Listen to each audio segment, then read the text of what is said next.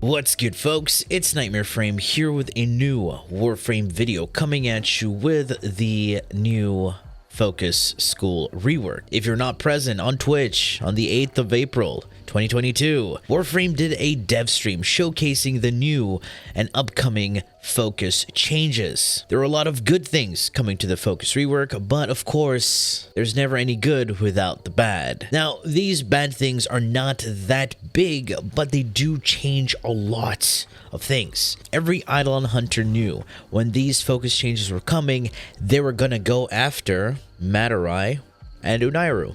Mostly Madurai. There are three major things that will change Eidolon Hunts as a whole.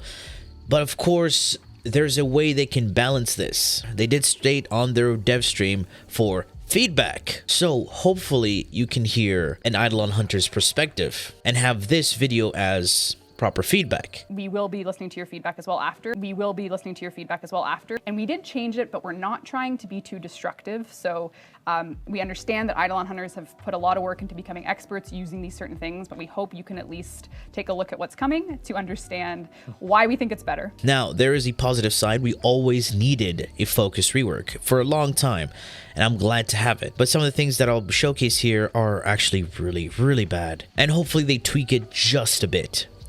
Currently in Warframe, if you go into your operator, you don't have any abilities. You can just Void Blast, Void Dash, and go into Void Mode, and also shoot your amp. With the upcoming Focus changes, now your operator will have abilities. Your 1 and 2 abilities. Your first ability will be an active Waybound, and the second ability will be a form of Void Blasting.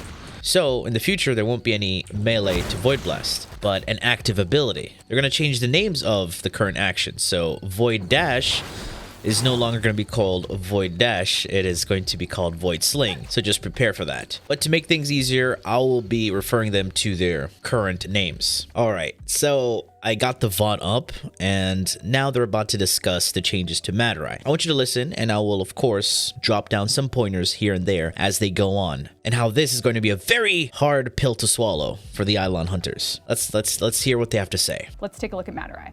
Now, this is a school that's probably going to need the most explanation from us on what's changing and why. There is a Madurai way of playing where you sit in Void mode for as long as you want to build up an infinite damage cap. This is used For one, we don't sit in Void mode to build up an infinite damage cap. There's a specific Void Strike charge that we need, and that's dependent on if you're using a damage blessing. If you don't know, that is the MR30 damage blessing. That also affects amps. There's a chart for how much Void Strike you need for each shot. So we're not sitting in Void mode to build an infinite damage cap. We're calculating how much we need for each shot. And it's not only Madurai that is used to give us all that damage. That's just one of the main things that allows us to deal as much damage to the Eidolon's shields. Of course, you have Unairu Wisp, which we'll talk about coming soon, right after this Madurai change. Then, of course, you have the Volt Shields. You have your Virtuous Shadow, which you proc to get more crit chance, and your proper amp loadout. Now, if you're doing efficient Eidolon Hunts, you're going to be using the 177, which is the Wrap-like Prism, the Propa Scaffold, and the Certus Brace. And I did talk about how this amp is used properly in my advanced amp video. But of course, that's going to change now on how Void Strike works. Let's continue. From expert Eidolon Hunters to max their damage. And we did change it, but we're not trying to be too destructive. We just didn't like that you had to sit invisible in the game to get the best damage buff possible. Right. That's not necessarily it. We are in Void mode for two things. Of course, to build up VS, Void Strike, and to protect ourselves from the sentient energy spike that the Eidolon does after every limb takedown. Remember what I said, how the operator is going to have an active ability right now, and how we need to be in Void mode to protect ourselves from the sentient energy spike? Well, just pay attention to what's coming. We understand that Eidolon Hunters have put a lot of work into becoming experts using these certain things, but we hope you can at least take a look at what's coming to understand why we think it's better. And we will be listening to your feedback as well after, but I'm just gonna go right to Void Strike because there's no Listening to feedback, please, DE. Rebecca, I heard what you said. So no point not, so you'll have to hide me, Dean. Void Strike is now an activated ability. So instead of waiting in your Void mode for you know, ever, essentially. You now press 1 and your entire energy pool is drained, and you now have a sustained damage increase for 8 seconds, which means all damage you deal for 8 seconds has a 10% per energy. So it's a very, very large buff that you'll be getting. Seems very good, but also kind of iffy. But here's the kicker. In an 8-second window, and all it will require you to do is to press 1. It's on a cooldown, but it's on a cooldown, a 40-second cooldown. This is an eternity within a limb window.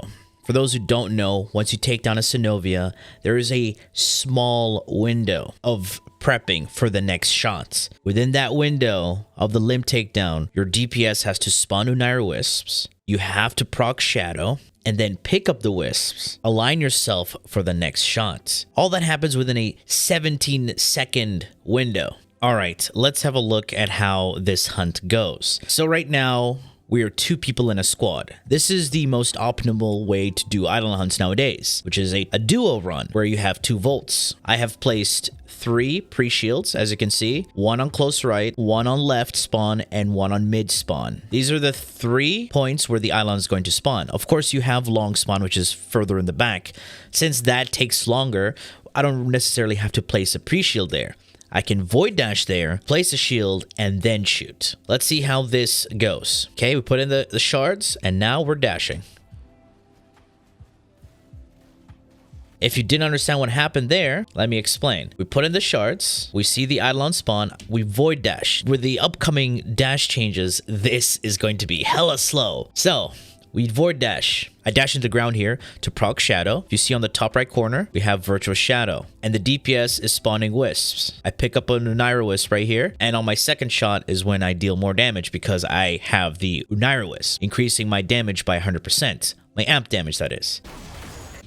The limb just got shot. Now, pay attention to this downtime window.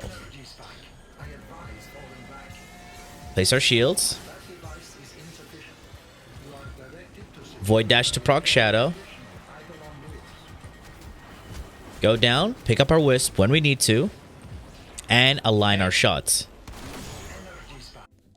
That's way less than 40 seconds. And during that time, we were void dashing quite a bit because we need to proc our Shadow, blah, blah, blah. I know this is a repetitive playstyle for some people who don't like it, but this is the efficient way to do it. You get your crit buff, which is your crit chance buff with your Shadow proc. Now with the 177 amp and the Shadow, we get around 92% crit chance. Now this 92% isn't consistent. Of course, we do have times where we don't crit, which will eat up a charge. The only thing that actually kills this Madurai Void Strike now is the 40-second cooldown.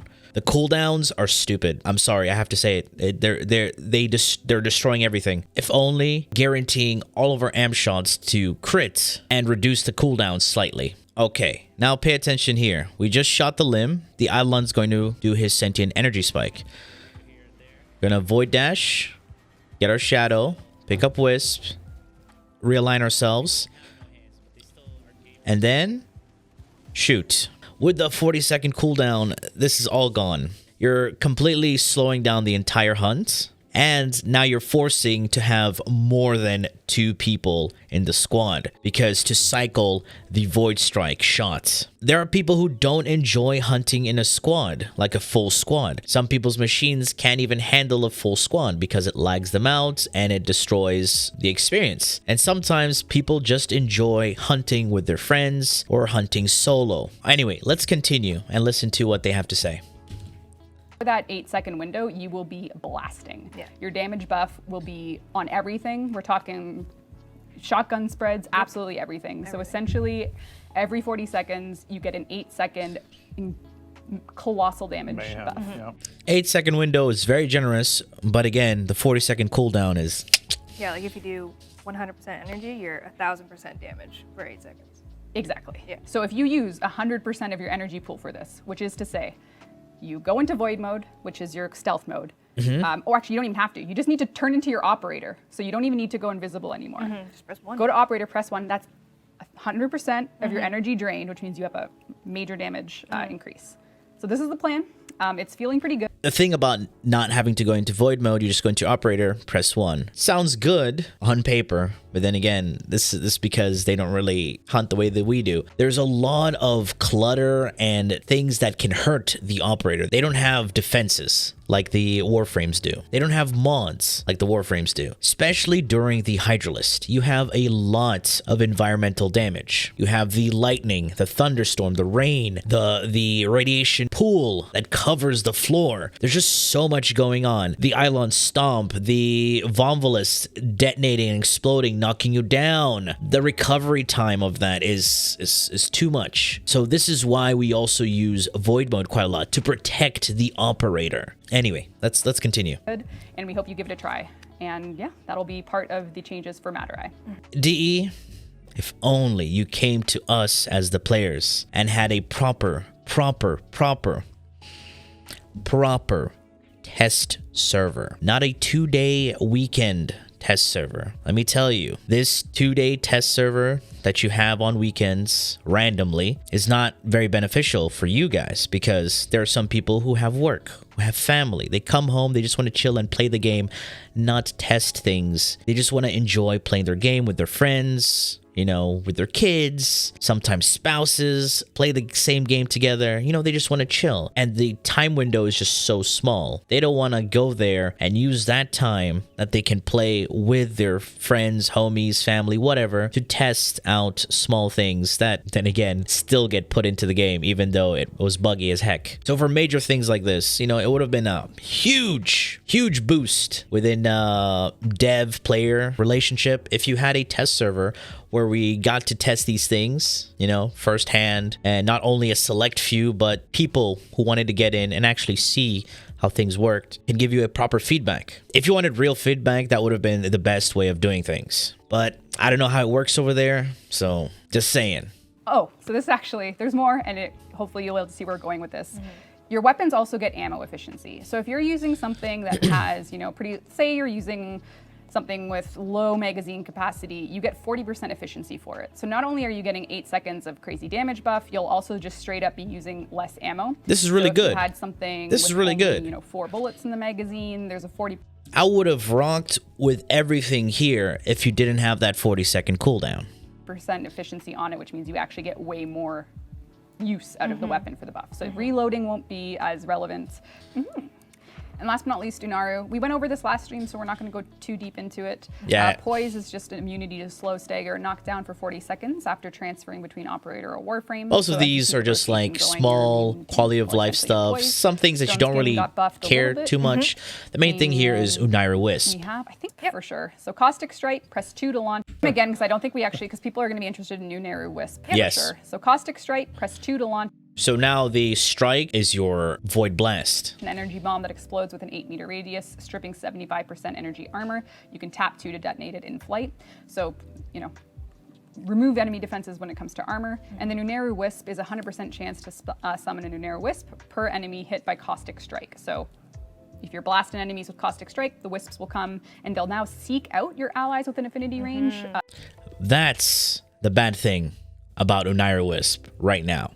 The Wisp will seek out the nearest ally within affinity range. That's a 50-meter radius. We don't want the Unairu Wisp to come to us. Usually, we have them sit there, and we pick them up whenever we want. That's the only bad thing about Unairu Wisp. The great thing here is that I think they thought about this, and they increased the duration for 20 seconds. I mean, this is not a bad change, but it's more like it ruins two things. Pre-Wisping. Pre-Wisping is a procedure where your DPS would Void Blast some Vomvolist, so you leave some Wisps there. Dash to that area where the Wisps were, and you'll have that buff going to the next spawn. This is just a small thing that speedrunners do, pre-Wisping. But other than that, it doesn't change much in terms of Unairu Wisp, but more like the animation is going to be changed because now we're doing a strike, which is I'm guessing it looks like a Hadoken because they didn't show the animations. Other than that, the 20-second increase is manageable. We just have to time it. The big thing here is Void Strike and Madurai. That 40-second cooldown is literally the biggest kick in gonads and getting stabbed in the chest. That's about it. rather than allies having to come pick them Go up. and find them. Yeah. That's the reason we picked them up when we needed them. That's why we removed vacuum.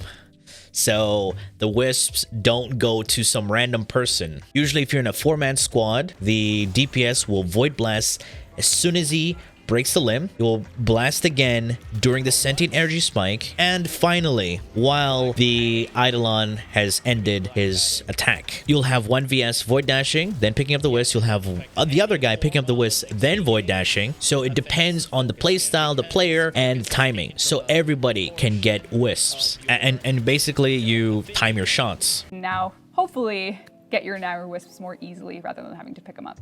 Over here, we're going to be taking a look at the operator gameplay, how the new void dash is going to look.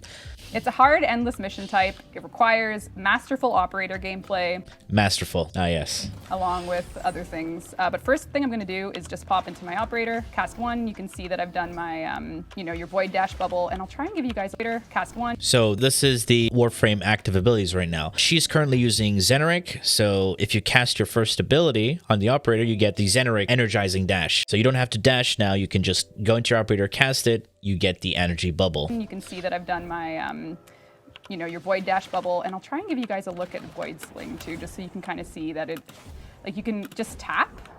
So if you double jump, you can activate it from double jump. You can activate it from void mode. If you just tap, you go slow, but let's see how far we can get. And if you hold, you go, you get your distances, and you can change them. You can change your orientation, and you can kind of ninja around.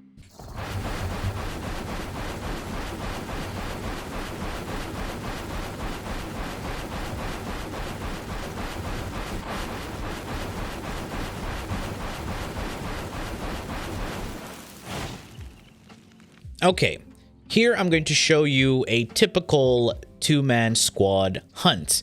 Fossils right here is the host, meaning he's going to be the person spawning Unairu Wisp from me to increase my damage on my amps. How this works usually is that the host is going to go out there and quick charge a lure. What quick charging means is that he's going to grab a lure and kill the 2 Vomvulus to absorb the energy into the lure. You need 3 Vomvulus to charge 1 lure, but if you're under a 4-man squad, you only get 2 Vomvulus regardless, which makes no sense, but it's something we got used to. And I'm void dashing to force spawn 2 additional Vomvulus. As he grabs that lure with the 2 Voms, he's going to come to my waypoint and suck up the remaining Vomvulus. So he has a charged lure. And I'm going to be going over to the Eidolon preparing my shots, void dashing to proc shadow, and waiting for his Unairu Wisps.